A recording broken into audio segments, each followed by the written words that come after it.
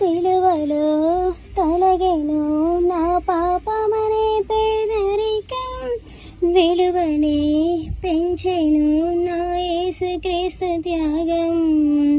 సిలువలో తొలగెను నా పాపమనే పేదరికం, విలువనే పెంచెను నా యేసుక్రీస్తు త్యాగం. పరిశుద్ధతను ఐశ్వర్యం కృప ద్వారా ఇక నా సొంతం, పాపాత్ముడు అను దారిద్ర్యం తొలగించినది ప్రభు రక్తం. నేను ధనవంతుడను క్రీస్తు ద్వారా కడుగబడ్డాను, ఇకపై నా పాపిని కాను, కృప ద్వారా రక్షణ పొందాను.